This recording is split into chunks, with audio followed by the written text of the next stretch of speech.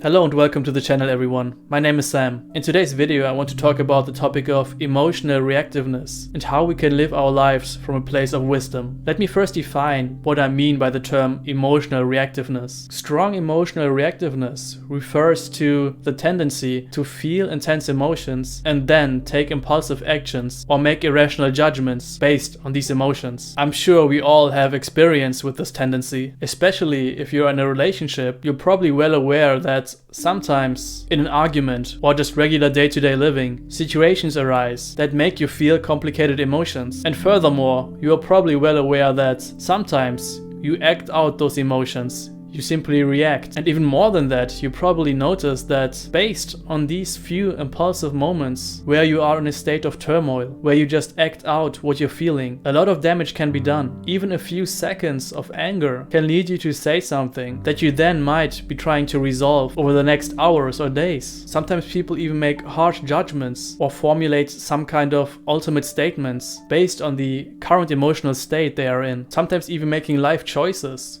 or ending a relationship based on what they're feeling in the moment.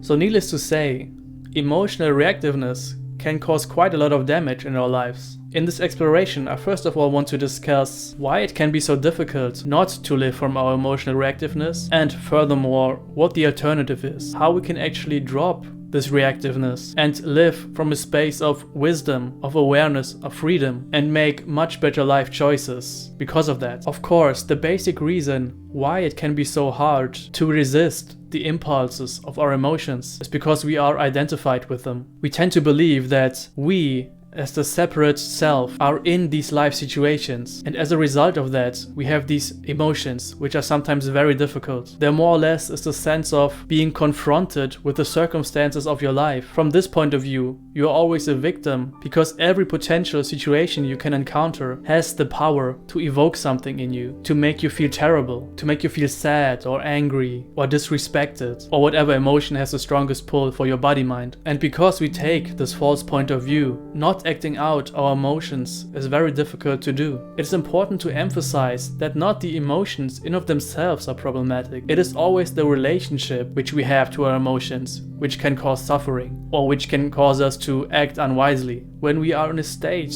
of emotional reactiveness, the issue is not that we are feeling a strong emotion. The issue is that we fixate on it. Let's say this emotion appears, this tightness in your chest of anger, for example, the heat in your face from feeling enraged. If we believe to be a separate self, we then fixate on this feeling. We hold on to it. We don't let it pass naturally. But what's even more devastating is that we build a story around this emotion. We don't just see this emotion as what it is. Instead, we build layer and layer of stories on this emotion. And of course, our previous life experiences often reinforce those stories we told ourselves over and over again. So if you're feeling angry, for example, you might then reference this emotion to all your past life experience of being disrespected. And with this memory, a defensiveness arises. And because of this defensiveness, you are then acting emotionally reactive. Before you know it, all of a sudden, your body mind is responding in a way that is consistent with the story you're telling yourself and about your emotions. And all of that, all of this trouble simply started because there was this subtle fixation which can be noticed in your experience as a sort of contraction in consciousness. This fixation gave you this impression of being a separate self, which is the victim of this emotion. So this is something you can recognize in yourself. The next time you're feeling a strong emotion, notice whether there is this fixation, whether there is this subtle contraction of trying to grasp at this emotion, trying to turn it into something, trying to fit it into a story. The earlier you notice this, the easier it is to let it go. But remember that I'm not diminishing the value of your emotions. A lot of times the emotions you feel might be justified. Anger, for example, can be a natural and healthy response in a situation. A healthy expression of anger can be useful because it can convey urgency. It can convey how important something is to you. It can draw a line and indicate that a boundary was crossed. So again, I'm not judging the emotion in of itself. I'm simply pointing to an unhealthy relationship you might have to your emotion. One very common sense approach that you can employ if you often feel that you are being emotionally reactive is that you can simply take yourself out of a situation. This might seem obvious to you, but a lot of times if we're in a conflict, we feel that we have to respond, we have to react right now. We think somehow that this conflict has to be resolved in this moment. But remember, A lot of times, we simply have the choice of saying, alright, let me take a minute. I can't talk about this right now. I can't think clearly right now. I need to calm down first. Saying that might be hard for you if you're in a state of emotional reactiveness, because you simply want to defend yourself, right?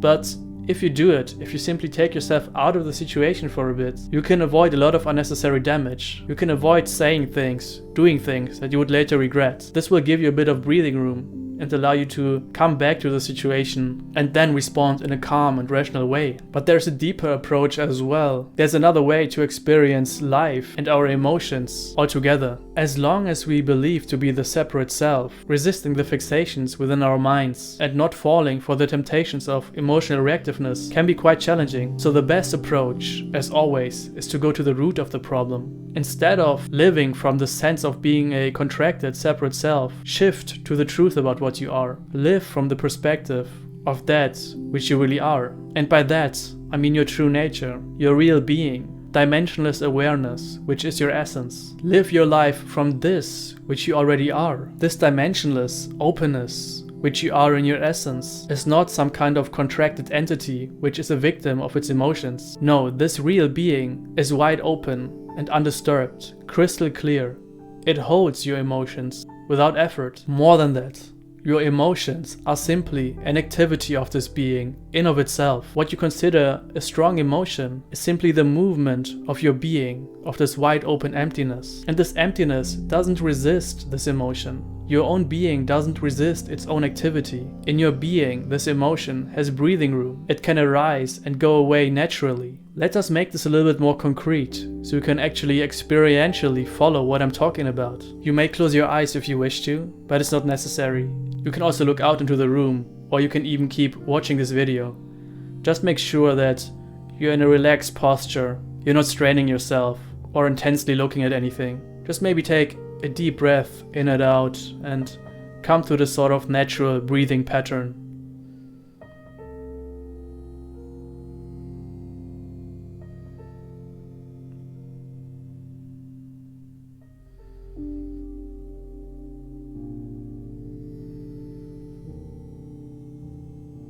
You can even count your breaths from 1 to 10 in order to allow your nervous system to come down for a bit.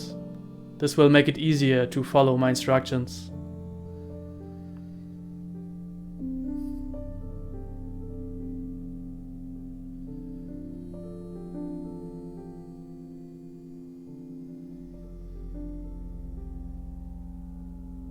Now, having calmed down for a bit, let go of the attention of your breath and simply remain in a state of openness. Notice that it is completely effortless to listen to my voice right now. It is simply arising in the space of awareness. You already are aware, effortlessly so, because it is your real being. There might also be feelings you're noticing in your body right now, sounds in your environment. Notice that all of those are effortlessly known by awareness, by your true being.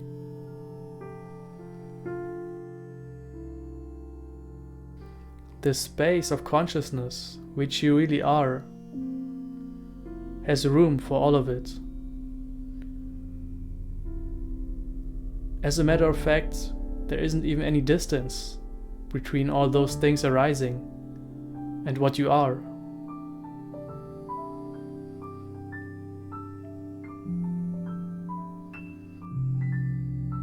Everything is experienced right here, right now.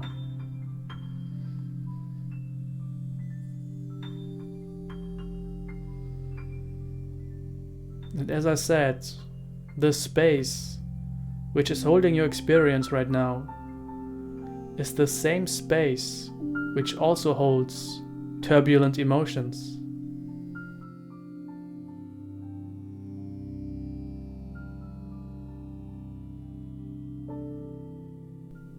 Remember the last time you felt a strong emotion. Maybe the last time you were really angry. Or the last time you experienced something that made you very sad. Recall this emotion for a bit. Conjure up the feelings in your body and in your mind which went along with this emotion. Where did you feel it? In your head, in your chest, in your stomach? What was the signature of this very strong emotion? A lot of times it is not that difficult to remember this emotion, to even feel it again, just based on a memory. Allow yourself to do that for a bit, even if it's uncomfortable.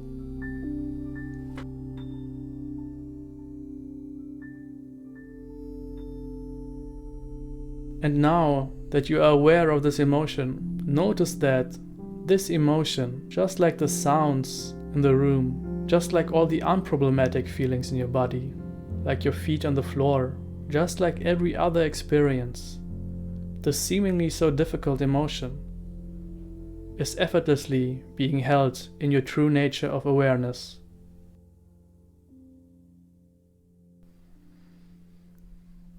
Your crystal clear, space-like openness allows it to be there. It is completely unaffected by this emotion. It is in the same perfect openness as it always is.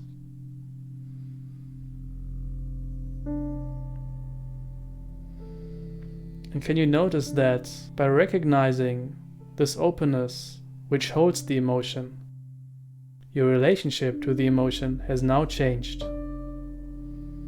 We are no longer this victim that has to suffer this emotion.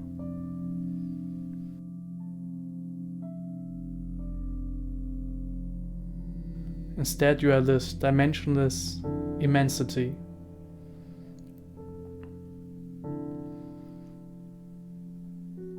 Which can hold this emotion, which allows it to exist, and, of course, allows it to fade away eventually.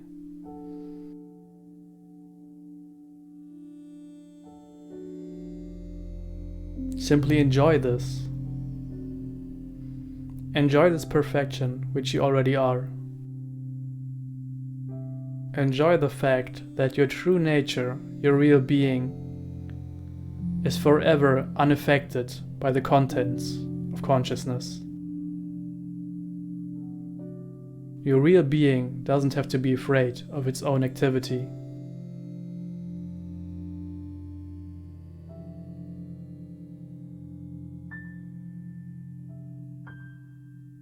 So just rest in this natural condition. It's effortless. You don't have to maintain anything. This is that which you already are.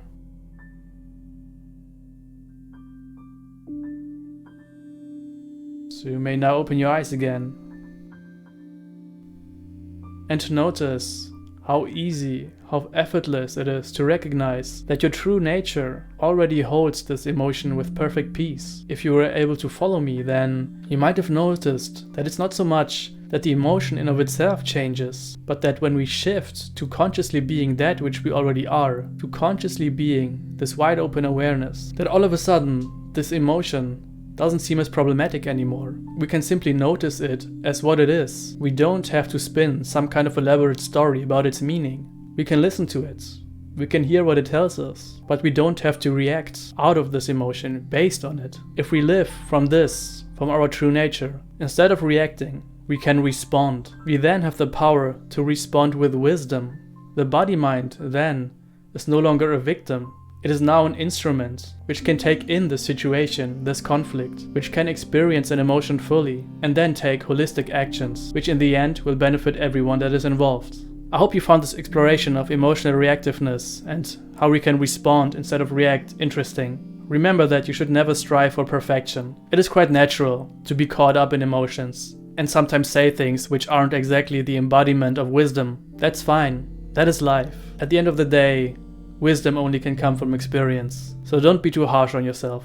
Remember to subscribe if you want to stay up to date to my videos, and I will see you here next time.